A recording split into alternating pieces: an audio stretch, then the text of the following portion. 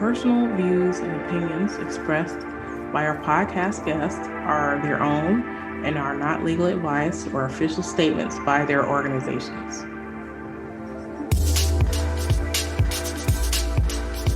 Hello, my name is Debbie Reynolds. They call me the Data Diva. This is the Data Diva Talks Privacy podcast, where we discuss data privacy issues with industry leaders around the world with information that businesses need to know now. I have a special guest on the show, all the way from Ohio, Becky Gaylord. She is the head of client projects, risk, and security at Gaylord Consulting. Welcome. Hi, Debbie. It's great to be here. Well, you and I have had the pleasure of having chats. I think we've had some calls, and I've always thought you were such an interesting person and you have such an interesting background. And so your work in this area of cyber and privacy and consulting and also strategic communications, we have to talk about that, is really fascinating. But please do tell the audience about yourself. We'd love to know your career trajectory and how you got interested in privacy. Sure. Well, thanks again for that intro. Really appreciate that. I love seeing your posting and the interactions we've had. My career, I've had more than 20 years in information security, and I am a trusted advisor and a collaborative leader and have my own consulting LLC, and also hold certifications in privacy and cyber and cloud, including CISSP. But I didn't break into cybersecurity. Cybersecurity broke into me, as did data privacy issues, because 10 years ago, not long after I started the LLC, my website host and the outfit that did my backup, so managed service provider, we call them MSP, got hacked and suffered a data breach. And I only started to realize at that point how little I knew about just protecting assets, protecting my network, segregating. I just didn't realize what I didn't know. And instead of going back out to the market and finding another one, perhaps stupidly, but I decided to take that over myself. And so stumbled my way through disaster recovery and business continuity. I just wanted to also briefly actually talk about how, in hindsight, this all meshed so well with the earlier portion of my career, because I started my career, which has two other phases. Consulting is the middle one, but the earliest phase was in journalism. And I was a financial investigative journalist and worked for the publisher of the Wall Street Journal. And in Washington, D.C., was involved with the economics team who would do the economic indicators like the unemployment report and the things that come out about how our economy is doing, GDP. And they had lockups with government officials where they would collect our phones and not allow us to have open lines, and have these really serious forms that we had to sign that if we were to disclose this information, our news organization would be banned. And so I had this early sense of CIA triad, the confidentiality, integrity, availability. And so it turned out that was really helpful in a way to blend in with the consulting and the communications. And I find it's a really fascinating way to blend all those and to bring the tech to the people so that we can try to educate, inform, engage people around issues that otherwise can feel overwhelming and daunting. And in fact, it affects our daily lives if we can make it accessible and we can understand things like that. I agree with that. I love your background. I love the fact that you and I have had some conversations about strategic communications. And it's so funny because every time I see someone has a data breach, I see the bad messaging that goes out. I'm like, oh my God, they need Becky. She can help them. Well, it's funny, if you would indulge me, I'll just say super quickly, just yesterday, one broke about Verizon. And the only reason they even announced it, and you would appreciate this, is because Maine has such a good data privacy law. And they had 63 of their employees that said were based in Maine. Well, this letter was not written for the employees. Fully half of their employees had their data leaked. And it was not just the regular stuff, which is bad enough, but it also was Social Security numbers. It was your union membership. It was your gender. It was everything. And then the letter said something like, basically, we don't know that it's been used outside. And it's, wow, how about just, we're really sorry. We are looking into how this happened and what we need to do a better job, because we fell really far short. Anyway. Isn't it interesting? Obviously, there's some legal maneuvering there, but then the fact that we have such a patchwork of state laws, some laws have different reporting requirements. Some laws are very different in terms of what they consider personal data, what they consider a breach. So you really do have to look at these different states. So if you are in a state that doesn't have those same breach requirements, you may have been breached, but they may not have had the obligation legally to let you know that. Right, for sure. Yeah. In fact, I don't know if that would have even been announced if it wasn't for Maine. But the other thing that was interesting was that it had happened 3 months prior. So that's a lot of time to give a bad actor to start to phish you or to do other stuff with it. That's another issue, is that notification is great, but it's got to be actionable. It's got to basically arm us with information that's going to let us protect ourselves. So yeah, good point. Yeah. Not to harp on it too much, but I thought one of the more surprising reactions to a breach was 23andMe, Yeah. where they basically blame the consumer. I actually wrote about that on LinkedIn because I thought that was just so crazy. And technically, it wasn't a breach. And that's what they were trying to really split the hairs about, or their lawyers were trying to split the hairs. And I've got so much deep respect for lawyers, but you really need a communicator to be involved with writing what you're going to say, or at least someone who's got some empathy, because that just came across as so tone deaf. The fact is, even though it was a case of their users signing up for 23andMe with credentials that they had used on other systems, and then there was a breach with other systems, and it's very automated. It's easy to automate now for threat actors, as we call these folks.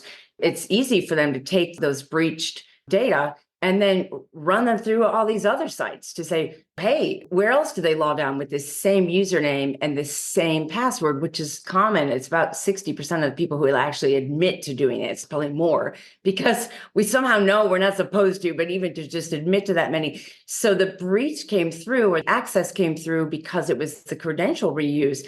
But still, not to geek out about this, but the National Institute of Standards and Technology guidelines, the NIST guidelines, say the verifiers of these logons, they can run password and logon credentials past block lists. And if they've already been in a breach, or if they're on these dictionary lists like password 123, they can say, no, you got to try again. And here's why. And we're going to help you so you can get one that's safer. And so they didn't use block lists. They didn't actually encourage multi-factor authentication, and they now require it. So just take the easy step first instead of blaming your people. But now I think the last I heard, there were 30 lawsuits going against 23andMe, because that data is the most sensitive. Can you imagine? It's like your DNA, it's everything. So that has a higher standard, I think, for protecting us. It should anyway. Yeah. I say if you can't protect it, don't collect it. Love that. I want your thoughts about, well, before I go into that, I definitely want to talk about UX design and deceptive design and manipulation and stuff like that. But one thing that I'm noticing that all of these things we're talking about have in common is that they try to put all the work on the consumer, and the consumer is not educated enough to know what to do, and they don't have the tools and the knowledge to figure out how to help themselves. What are your thoughts? That is just so true. And it's a great segue, actually, from what we were just talking about, because anyone who's been online for more than a few minutes, or at least gone shopping once online, has probably experienced situations where they were looking at an item, or they had something in a shopping cart and then decided not to check out. And then, unless you've got your settings really locked down and are preventing sharing of cookie sessions and other things, it's almost creepy the way that particular retailer will chase you onto other sites and browse and show you the same shoes you were looking at, or ping you even with emails to say, come back to your shopping cart. So the fact is, persuasive UX is used regularly, and they certainly know how to do it for marketing and for sales. So how about doing it to help protect us with a gentle nudge as you're signing up? Like I was saying, use a pop-up that says, hey, more than 80% of the breaches involve weak passwords and or used credentials. So this is why we want to differentiate ourselves to help you understand we're trying to protect you. And here's a little meter that shows on this strength meter that goes from low to high. And well done, as you're completing something on a form, it shows you how much you've got done as you go across. And there's well established best practices for user experience in design. And there's absolutely no reason why we couldn't adopt those and don't adopt those for these purposes. You talk about this pretty regularly, but even just the way that data notices are written and the way they're often buried, they're not accessible, but it can be done not just with the text, but also in the design. The disconnect, I'll just lastly say this on this point, the disconnect is that instead of it being a factor that perhaps your users could use against you, which is why I think that places like 23andMe don't use those. I believe they should seize that proactivity and say, hey, we're out here on your side, because if it does get into the hands of bad actors, but you've got strong passwords and you haven't reused them, it's almost useless to them if they get something that they can't crack, because there's also really easy automated tools that you can crack really easy ones. So it doesn't matter how long they have them. If they have one and it's bad, it's going to end up exposing you. The retailers or the companies or the collectors could say, we're actually on your side. If you really wanted to, you could still let them go all the way through several screens of that and still set a weak password, but at least allow them to have knowledge around that and just say, okay, all right, okay, I'm not going to do it. We don't have that experience like we do when we leave a shopping cart abandoned, you know? Yeah, I think the problem and the gap is that it's not evident on a balance sheet, the ROI to businesses, why they would do that. So they're thinking about how to make money, not to spend money. So maybe they think about it as a cost upfront and not really a benefit. But I think if you went back in a time machine, I'm sure 23andMe right now wish they had done that. That's exactly right. And I think this might be, because you nailed it on the ROI is a little difficult, but we can do an equivalent with, say, insurance. We wouldn't take the risk of leaving ourselves uninsured, even though it might look like a cost. The risk of not doing that is just too significant to bear. And companies do the same thing. I think that when you see what they're going to be spending on lawyers to defend themselves through this, that it's going to be considered almost like a CYA, cover your, you know what, around this, because the cost of not doing it is just too great. And they have done it. It's now mandated for everyone who signs up now. So it just shows you that it could have been done before. Yeah, that's a really sad situation. I feel like 23andMe breach is probably the worst that I could possibly imagine, because the long-term impacts on a person, you can't get credit monitoring for someone using your DNA against you for your job or insurance or healthcare. I mean, it's outrageous, but I'm hoping that more organizations see this as an opportunity to not fall into that same trench this company fell into. And then to me, and I want your thoughts, I feel like the more sensitive in nature that data is, the more those companies need to have even better security. So I think they should be held to a higher standard. I totally agree on that front. And as we continue to watch the situation here in the US, really, there's nothing that's going to be happening anytime soon. I'm wondering if maybe possibly there isn't a solution like industry led, for example, like what we have around the payment credit card standard, because there's real teeth around that. It's not a law, But there is real teeth around that. And there's required scans. There's lots of respect, is what I would say, that when you are adhering to that, it's like this good housekeeping seal of approval. There's no reason why there couldn't be industry-led movement around that to say, hey, sure, we could get in front of this, because I agree with you completely that especially with the most sensitive, we have something similar to with HIPAA, but we just don't with consumer data that can have even more in this case with the level of detail that they've collected and blood samples and biometrics. It's almost mind blowing.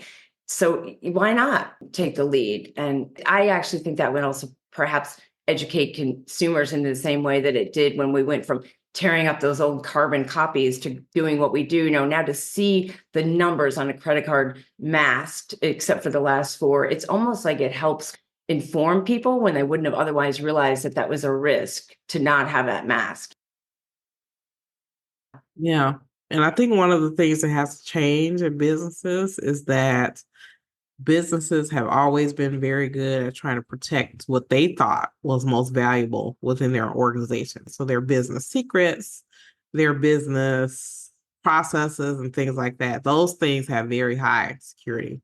Hadn't really thought about the information of people and also trying to grade data by the sensitive nature of it for a consumer. So I think hopefully we're going to see more organizations try to do that. I think some of these state laws are forcing companies to do that because what they're bringing in is one is a categorization of data, saying that certain data needs better protection, different protection, and then also creating a situation where companies can't justify keeping data forever, Right. especially if they no longer have a purpose for it.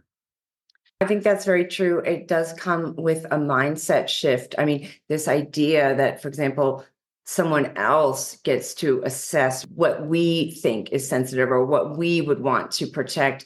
It really needs to allow this user opt-in aspect, which is also related to user experience. But it's even just the hurdles that are placed, for example, for someone who wants to go the extra mile and lock down more sharing or selling or trading. I just opened a new account not long ago, and to be able to forbid the sharing and the selling, even with affiliates, I had to go to two separate screens and then actually pick up the phone and speak to a human, which I was willing to do. But I thought, wow, it is my data, but I'm having to go through all these extra steps just to say, you can't do anything with it because it's not yours. Yeah, I understand that that's a profit driven aspect, but who's got the ownership of that is really tied up with that. And I think it's partly because it's still relatively new, considering didn't used to have these discussions until relatively recently. So, what's happening in the world right now that's concerning you most as it relates to privacy? Oh my gosh, I don't mean to sound like obsessive or I'm speaking in hyperboles here, but so many things. The amount of data that gets collected without consent, cameras, and how that is used, especially considering the false positives. It's not just that it's gathered, but that the action that's taken, there's a whole series of steps that happens that we're just not informed about. And that includes our cars, that includes often where we are in public. And of course, if we're in public, we have to presume that we're going to be watched. Just it's how ubiquitous it is. And then when you hear of situations where it's funneled to law enforcement, or with the Ring recently, with the doorbell, there was a button that could be pushed and then law enforcement was sent this information. I guess the theme is that the collection and then the use without our consent. But the fact is, it happens in so many spheres now that to me, it's really concerning. It doesn't even give us the option to say, no, I don't want that. Or if you're going to collect it, let me know what you're going to do with it and why and how long you're going to hold on to it, that kind of stuff, without making me look in 6-point font, 3 pages down on a website I can check out. Be transparent about it. I agree. It has to become the company's problem and not just the consumer's problem. Right. So that's what I think regulation can really help in that regard if that ever happens.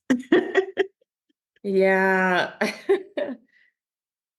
Give me your thoughts about just awareness and education. There's so many overlaps between cybersecurity and data privacy and protection. And this is one of those areas where I think it can seem like it's rocket science to people, both these areas. It can go quickly into just really deep topics, machine learning and AI. And I think most people don't seem to understand that you don't need a PhD in mathematics to take some basic steps about protecting what's out there and why you should, instead of seeing it as a hassle. Because I've got two teenage sons. I mean, they self-report that they wouldn't look at the questions about sharing, don't care what's traded, will sign up for any form. I love the saying that if you're not paying, you're the product. It's just so true. And the fact is that there's often ways that we can just not share our information, and it doesn't have to be complicated. And I'll actually just give one really quick example that I think is awareness. When I signed up for a flu shot not too long ago, and I didn't leave my social security number. I didn't even put my address down. I put my doctor and my hospital. Yeah, sure. Send it to them so that they can correlate that.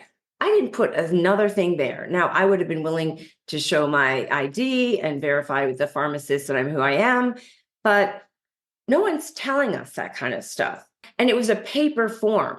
So I didn't know where that was going, who was going to see it, who was going to take the information off, who would have done something with it. I think that there's a lot of really bad people out there walking around. Even if most of the people have good intentions, you really only need one case where it's not shredded, it's on a desk, it gets picked up, and then someone else can set up a new account. And I happen to have credit freeze in place. But if I didn't, next thing you know, like that's how like identity theft can happen. So just allowing people to know, hey, you have the right to not give your social security number at the doctor's office when they ask it. They can ask it, but I never give that. Just these little tidbits that I try to like share, especially with older people. The awareness doesn't have to be really complicated to make a difference. And I think that's empowering.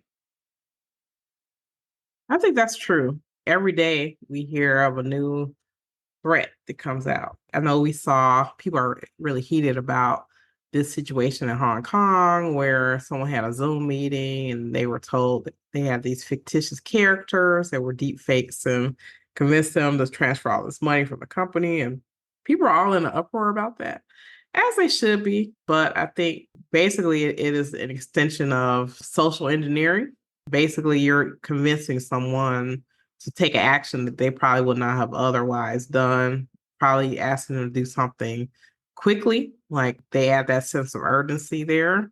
And these are all the markers of fraudulent behavior. What are your thoughts?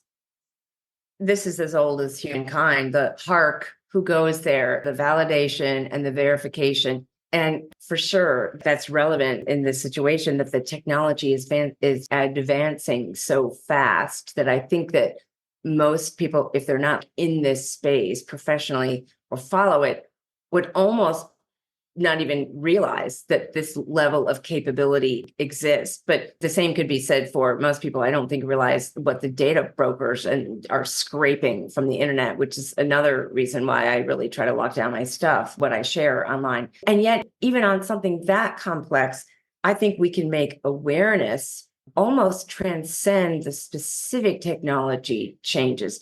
Having what the IT folks or the cyber folks would call an out of band verification.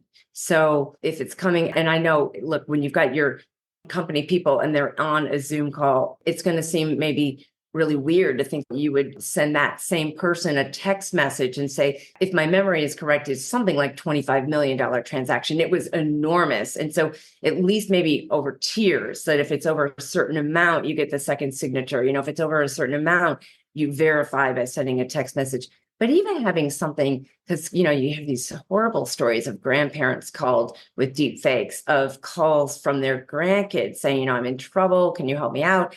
Something as simple as a code word. I say pineapple you say pizza, you can actually teach a little kid that.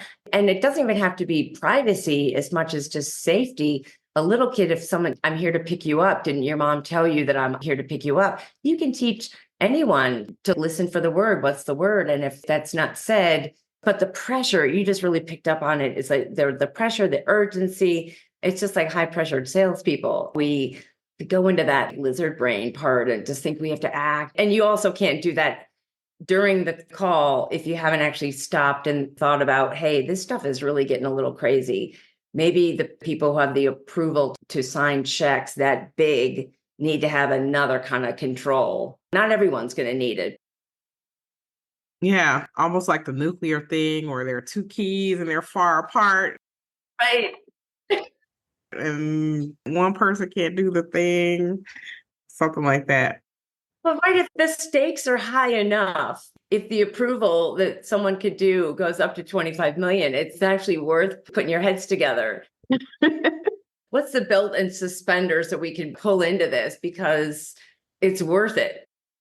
Yeah, I totally agree with what you say about a code word. I tell people that all the time. So I think companies should have code words as well. And also parents and families should have, especially with your younger people and the older people. There are so many different threats that are out there. I know a person personally that was fooled by a deep fake voice message. It was a call, sounded like her son, said he's away from college. She ended up actually transferring money for him before she figured out that it was like a fake problem. So this is like real. This is not sci-fi. This is truly happening. And this is not even the first person that told me that they got a call like that. One person actually was able to thwart the attack because he got a call, said his car broke down, was crying, and she needed money and he needed to do whatever. He just thought, this just sounds so crazy. So he hung up the phone and he called his mother's job.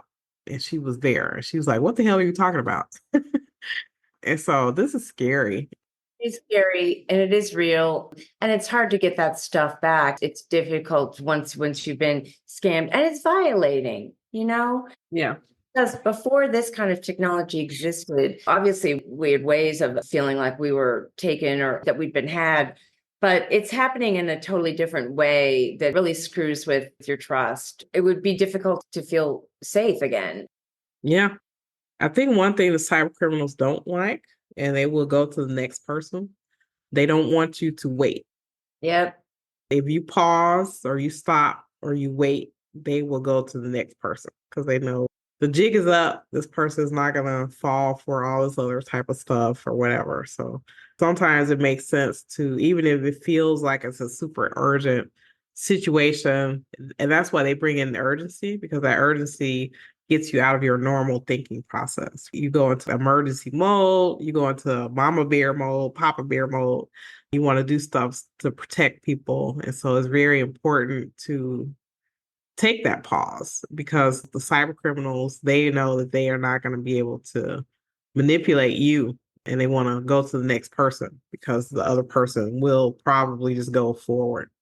It's very true. And speaking of awareness, when I give training, I talk about this concept of FUD, fear, urgency, and doubt, because the social engineers use that. So it's difficult if you're in the midst of the fear, urgency, and doubt to sometimes step back and actually notice it. But if you can, to say, aha, they're the foundational aspects of a successful scam in this realm, and that it's worth, back to the verify and validate, asking to put the person on the phone. Maybe they'll have that snippet that's deep faked, but at least at this point, to have like an ongoing interactive conversation is not possible. So just verify in some way or call like your friend did. Pausing is saving grace in these situations for sure. Yeah. And then another thing is that when a scammer contacts you in that way, they want to keep you on the mode of communication that you're on. So just like the Zoom call, like they would have probably, like if the person said, well, let's end the call and then I'll call you or I'll call X. Right. They don't want you to do that because once they have you online, they don't want you to do other things. So they don't want you to email. They don't want you to hang up. They don't want you to call anybody else because then they know that they can't sustain that fraud without you being on that particular mode of communication. You're exactly right. And I think that's where like the safe word or phrase can help with that, because you can almost do it in real time, or at least it becomes apparent in real time if they're not saying it, as opposed to, yeah, like saying, hang on, I'm going to text you. It's because we want to be nice. We want to be accommodating. It's like, it's hard. We've got these social constructs built in. If it's like your boss and then your boss's boss, it's easy to see how it can happen. Yeah, especially in an organization. So I think these cyber criminals, they take advantage of the dysfunction within corporations Yeah. where someone from accounting is too afraid to go talk to their boss because somebody else told them to do something, where the right answer is to go talk to your boss. And I think companies need to be open to make people feel comfortable to have those conversations because they much rather have that conversation than have $25 million wired out of their organization. That's very true. And if I could just make a comment on that, I think the awareness comes in with that aspect too, because there's such underreporting of these things that what we hear about is really still like the tip of the iceberg. The Cybersecurity Infrastructure Security Agency, Jen Easterly and Christopher Wray, the head of the FBI, just last week testified before Congress. It was a committee, I believe it's a House committee, but Jen in particular was saying, anytime you've been affected by these things, anytime, report it, because I think that allows us to better track it. It allows for us to better educate but there's a sense of shame, I think, that happens for folks, but really it's through that awareness. This like arms race, criminals keep escalating. So we've got to make sure that we're aware of what their latest tricks are so that we can match them. That's true. So if it were the world according to you, Becky, and we did everything you said, what would be your wish for privacy anywhere in the world, whether that be regulation, human behavior, or technology? Well, this is almost going to sound like such a fantasy dream, but my wish would just be that our privacy is really respected without it seeming weird. I talk about the different things I do right now to protect my privacy. I'm the weird one.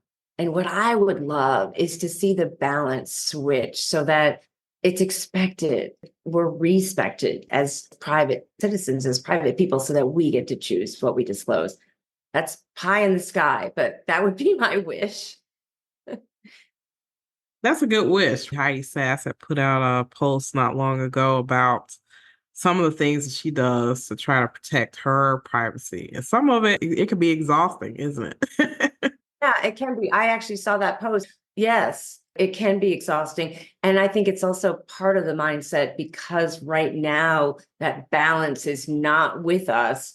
We're having to go to greater lengths than I believe we would if that was shifted. I think if the mindset shifts, if like these things we were talking about with the user experience, they meet us more, maybe the respect will come, but not so much through legislation as just as much from the horror stories that can come out. I agree, and I hope that comes true. Totally, because we totally need that. As someone who does this every day, it is tiring for me. So I can just imagine someone who doesn't care about this area as much as I do. People just want to live. They just want to live their lives. They don't want to have to go through all these hoops. So I would love to see more balance there. I love to see more education, training. Then businesses step up and understand that this can be a benefit to you on the bottom line, or it could be a detriment to your bottom line, because people aren't going to be bothered with companies in the future that do a poor job of protecting their data.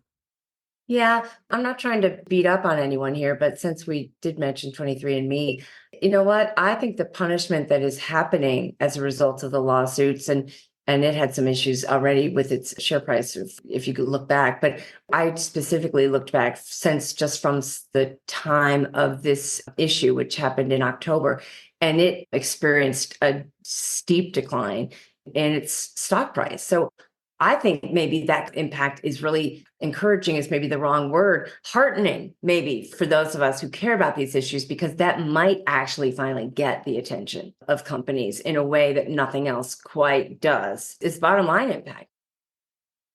Right. Even if it's not because you really are altruistic or you really do want to help people, but because it's going to cost you if you don't, one way or the other.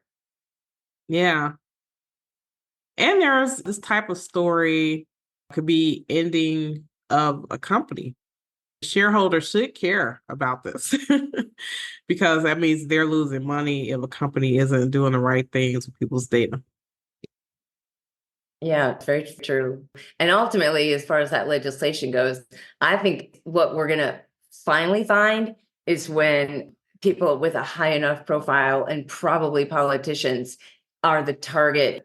I'm not advocating for anything like that. I just want to be clear. But if someone who has the influence and is in a position to actually also make a law about it finds themselves or someone they love in the crosshairs of one of these scams or something that butts right up against these issues, then when it becomes personal, I think we'll see that also get attention, because it can seem like it can happen to only other people until it does happen to you. And I think that's one of the other things about the keeping it quiet. The more we share, the more we realize this is really widespread. It's actually not isolated, but it can seem isolated if we're not talking about it and if the awareness is not commonplace.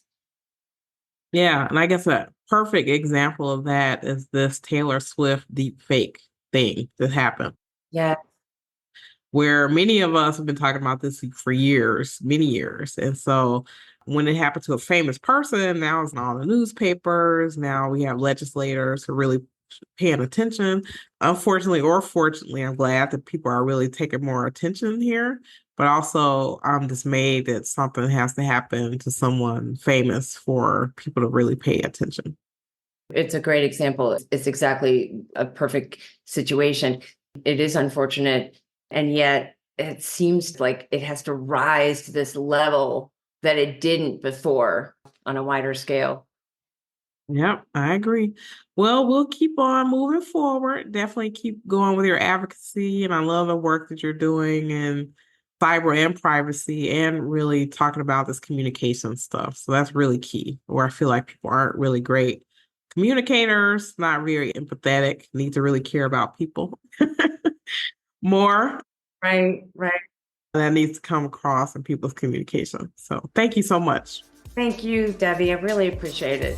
Yeah, this was fun. Well, we'll talk soon. Great. All right. Bye-bye. Bye.